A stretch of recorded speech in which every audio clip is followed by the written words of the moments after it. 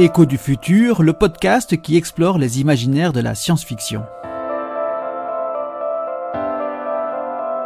En partenariat avec Monde numérique de Jérôme Colombin et Futur Hebdo, le média de nos futurs immédiats.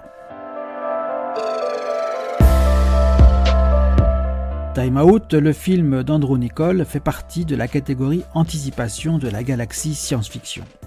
Mieux que cela, Time Out est une anticipation sociale. Là, point de vaisseaux spatiaux ou de pistes laser, encore moins d'extraterrestres. Juste une projection, une transposition de nos sociétés dans un avenir spéculatif.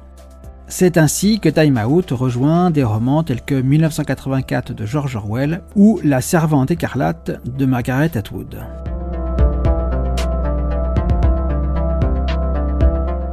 L'anticipation du monde de Time Out propose principalement deux postulats. La disparition de la monnaie fiduciaire, les pièces et les billets, et le cloisonnement de la ville. Le développement de l'intrigue, quant à lui, repose sur une licence créative, un unique élément de suspension consenti de l'incrédulité. Dans cet avenir, les humains sont tous génétiquement modifiés pour ne plus vieillir à compter de 25 ans.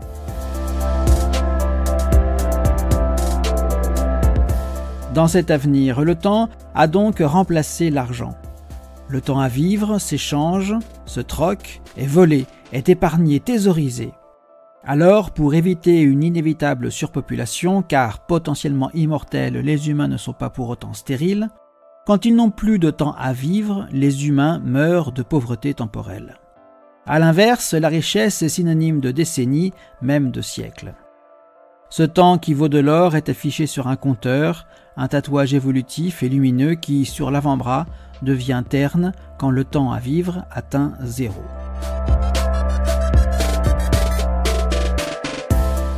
De plus, telle une mesure de paix sociale, la métropole dans laquelle se déroule l'action est divisée en différents quartiers, des territoires définis par le niveau de vie de ses habitants. Des péages sanctionnent le passage d'une zone à une autre, le coût de ces péages se comptant bien évidemment en temps, en jours, en semaines, même en mois quand on se rapproche des quartiers les plus huppés. Certains films de science-fiction ou d'anticipation indiquent une date dans le futur au cours de laquelle se déroule l'intrigue. Le film Time Out, lui, ne donne que peu de moyens pour évaluer cette distance dans l'avenir. Pour se figurer le temps qui nous sépare de cette anticipation, peu importe que celle-ci soit souhaitable ou non. En effet, les différences technologiques ou sociales avec notre présent sont ténues. Les lieux, les objets que nous croisons tout au long du film sont ceux que nous pouvons côtoyer au quotidien. La principale de ces différences repose sur la généralisation admise d'un eugénisme d'État, celle d'un contrôle génétique qui s'applique à l'ensemble de la population dans ce qui pourrait être les USA du futur.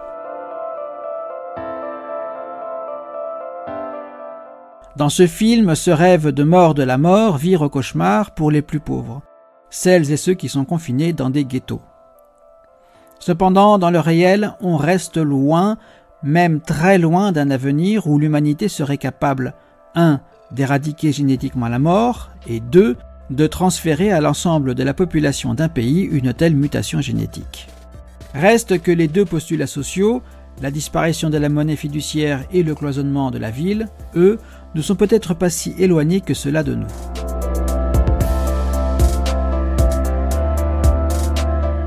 Commençons par le cas de la ville cloisonnée et posons-nous la question: nos villes sont-elles ou non sous la menace de ne plus être des espaces urbains d'échange et de libre circulation? Après un oui immédiat et évident, à bien y réfléchir, on pourrait néanmoins évoquer certaines populations qui s'interdisent de se rendre dans certains lieux. Théâtre classique, opéra, lieux de conférence, ce qui peut arranger une autre tranche de la population. Ailleurs, ce sont certains quartiers où la représentation publique n'est plus souhaitée. Pompiers, ambulances, plombiers, électriciens, sans même parler des forces de l'ordre.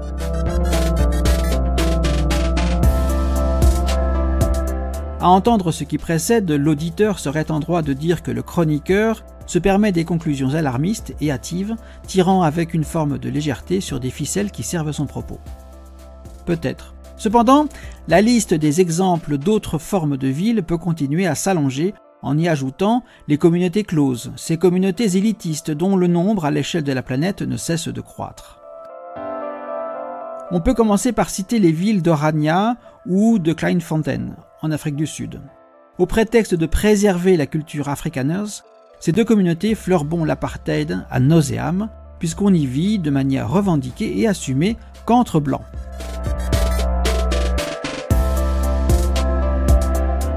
Moins sulfureuse mais tout aussi dystopique sous des atours alléchants, il faut ensuite citer The Line, Neom, le projet urbain le plus dantesque qui soit, un seul et unique bâtiment long de 170 km, haut de 500 mètres et large de plus de 200. Prévu pour être bâti au milieu du désert saoudien, ce projet est promu par Mohammed Ben Salman, l'actuel homme fort d'Arabie Saoudite. Neom sera un espace unique, clos, climatisé et contrôlé.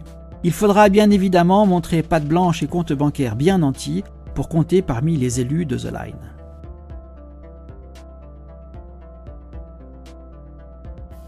Si ces derniers exemples demeurent extrêmes et hors des frontières de France et d'Europe, chez nous on pourrait évoquer les quartiers de riches ou les communautés de seniors. Ainsi, tous ces éléments pourraient s'avérer être des graines d'un avenir tel qu'il est décrit dans Time Out.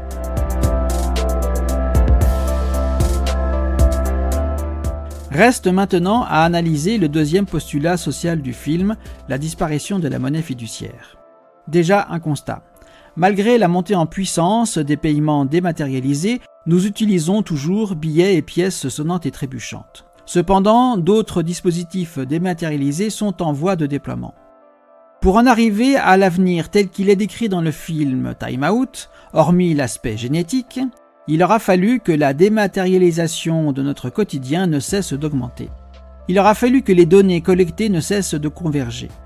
Il aura fallu qu'au nom du confort, de la tranquillité des esprits et des corps, le citoyen ait abdiqué à bien des libertés.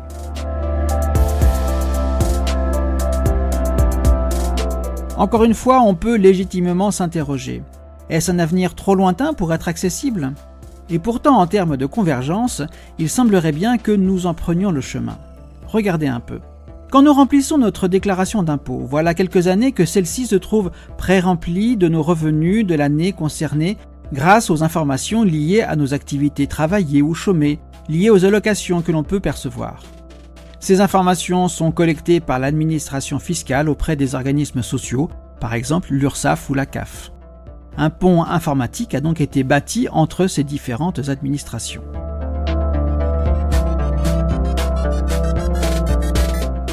À propos de la dématérialisation de l'administration, les choses ne vont pas s'arrêter là. Les prochaines étapes sont annoncées. Déploiement du dossier médical numérique, généralisation de l'usage des caméras de vidéosurveillance urbaine et en embuscade, application de l'IA à ces données. Plus loin, on en parle de temps en temps, surtout en regardant ce qui se fait à l'extérieur de nos frontières, on pourrait évoquer le vote électronique.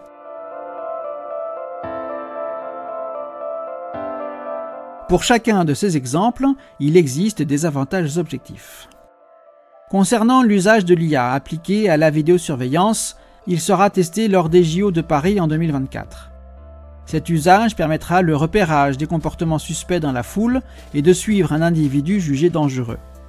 Les autorités garantissent qu'il n'y aura pas d'identification systématique de l'ensemble des personnes présentes à l'image, bien que la machine serait tout à fait capable de le faire. Dans le cas du dossier médical, bien des malades verront leur quotidien simplifié une fois que les médecins qu'ils consultent pourront avoir accès à l'ensemble de leur dossier, sans risque de perte de pièces, d'analyse, de compte-rendu, de scanner, de radio, que sais-je encore. Il faut juste éviter qu'un petit malin trouve le moyen de collecter ce genre de données pour les revendre aux plus offrants. Il en va de même pour le vote électronique qui, malgré les sécurités garanties et les discours rassurants, trace une voie vers le risque d'une manipulation de nos institutions démocratiques.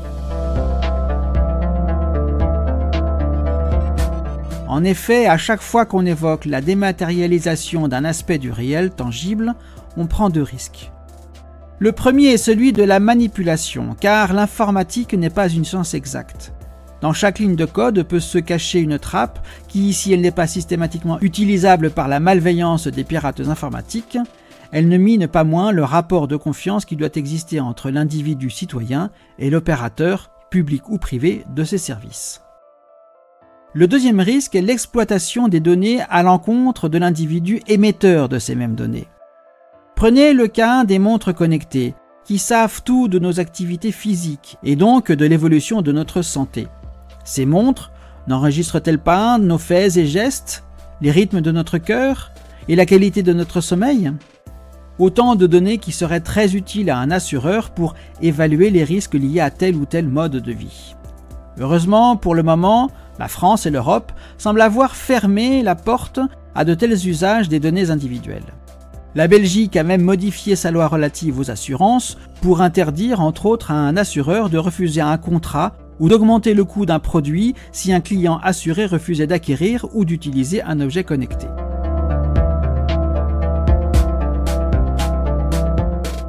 Pourtant, à l'autre bout de la planète, un État, la Chine, a déjà franchi bien des jalons, bien des interdits d'un point de vue occidental, pour tendre vers un contrôle d'État quasi systématique des individus. Année après année, la Chine a mis en place un système de crédit social qui, pour les plus vertueux des citoyens, leur simplifie la vie. Certains Chinois y voient même un jeu grandeur nature.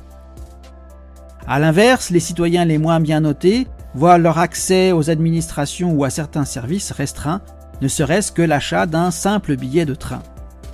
En Chine, la convergence des données concernant chaque individu permet de payer un service ou un bien avec son seul visage sans qu'on ait auparavant donné son accord pour un tel usage.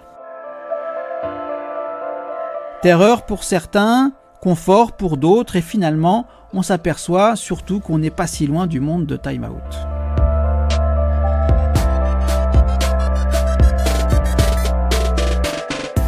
Au cours de cette analyse, il a été fait plusieurs fois mention de démocratie, de citoyenneté, de liberté.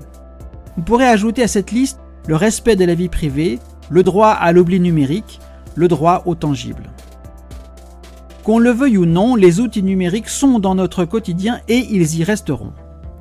Par contre, parce que nous sommes en démocratie, nous avons le droit et le devoir de faire savoir ce que nous voulons comme usage pour ces outils.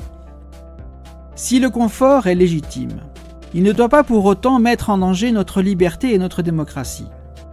Elles ont été acquises de haute lutte par nos mères et nos pères. Et si le présent est prêt à s'accommoder avec certaines collusions coupables, si c'est gratuit, c'est que vous êtes le produit, ne pensez-vous pas que cependant ce même présent, nous, doit permettre à l'avenir de conserver le respect et l'usage de sa liberté d'agir, liberté qu'ont perdu celles et ceux qui vivent dans le film Time Out? Et rendez-vous avant la fin de l'Anthropocène pour un nouveau podcast d'Écho du futur, une production de futurhebdo.fr et du comptoir prospectiviste.